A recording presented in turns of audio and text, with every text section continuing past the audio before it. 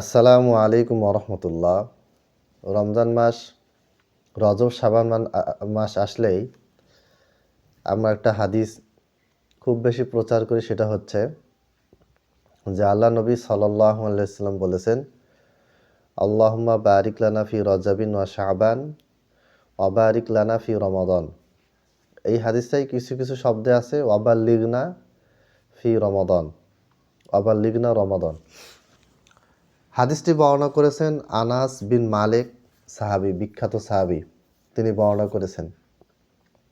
আনাস বিন মালিকের ছাত্র আনাস থেকে বর্ণনা করেছেন যিনি, তার নাম হচ্ছেন জিয়াদ আন নুমাইরি, অর্থাৎ আনাস রাদিয়াল্লাহু তাআলা আনহুর ছাত্র তাবেই জিয়াদ আন নুমাইরি। জিয়াদ আন নুমাইরির ছাত্র হচ্ছে জায়েদা বিন আবির রুকদ। এই জায়েদা সম্পর্কে, অর্থাৎ এই যে ইনি হচ্ছেন আনাস রাদিয়াল্লাহু তাআলা আনহু, তার ছাত্র, তার নিচের ছাত্র হচ্ছে জিয়াদের নিচে যে ছাত্র আছে তার নাম হচ্ছে জায়েদা। এই জায়েদা এবং জিয়াদ উভয় সম্পর্কে হানাফি মুহাক্কিক শাহজীবন হানাফি মাযহাবের উসুল অনুযায়ী তাহকিক করেছেন, বা যে উসুলগুলি হানাফি মুহাদ্দিস ও মুহাক্কিকরা বেশি গ্রহণ করেন সেই উসুল দিয়েই মুসনাদে আহমদ তাহকিক করেছেন শুআইব আল আরনাউত রাহিমাহুল্লাহ।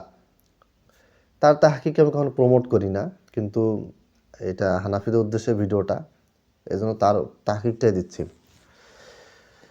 মুসনাদে আহমদে এই হাদিসটা আছে 2346 নম্বর হাদিস। এই হাদিসের শেষে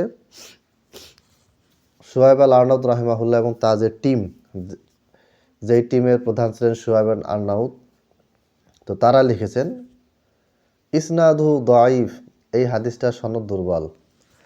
জায়েদা বিন আবির রুকদ ক্বাল আল বুখারী ওয়ান নাসাঈ মুনকারুল হাদিস।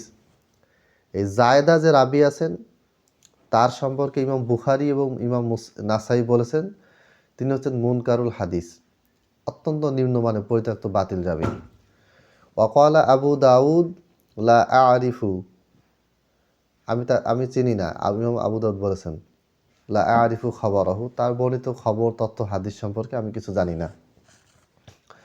ওয়াকালা আবু হাতিমিন ইউহাদ্দিসু আন জিয়াদ আন নুমাইরি আন আনাসিন আহাদিসা মারফুআতান মুনকারাতান ওয়ালা নাদরি মিনহু আও মিন জিয়াদ।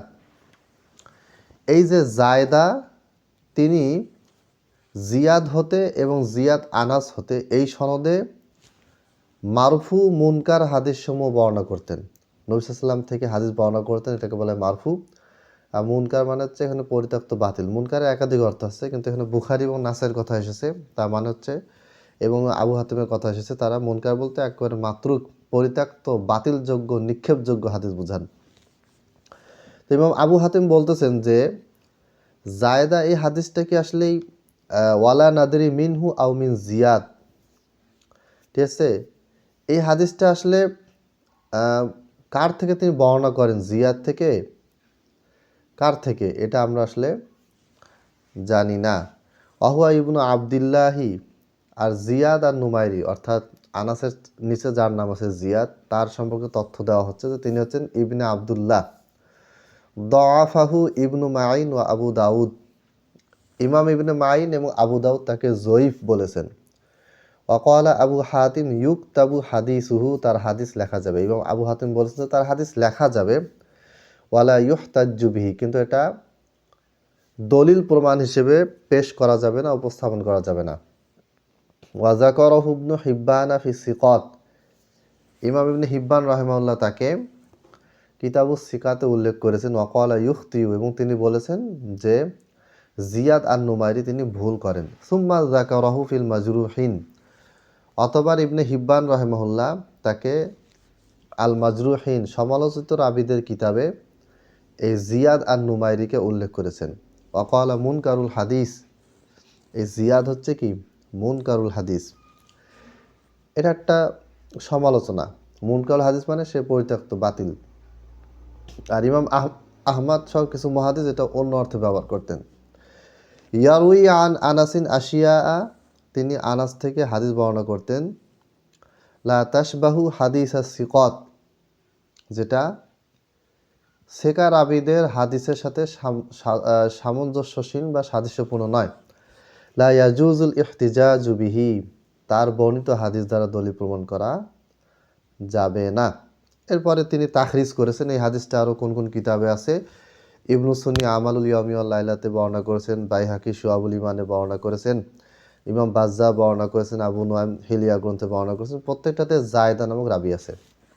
তাহলে আলোচনার সারাংশ হচ্ছে যে এই হাদিসটা এই আমার আঙ্গুল দেখেন, নবী সাল্লাল্লাহু আলাইহি ওয়াসাল্লাম থেকে বর্ণনা করেছেন আনাস, আনাস থেকে বর্ণনা করেছেন জিয়াদ, জিয়াদ থেকে বর্ণনা করেছেন জায়েদা। এই জায়েদা এবং জিয়াদ উভয়ই অগ্রহণযোগ্য রাবি। সুতরাং এই হাদিসটা সহি নয়, গ্রহণযোগ্য নয়, এটা দিয়ে দলিল পেশ করা যাবে না। আসসালামু আলাইকুম ওয়া রাহমাতুল্লাহ।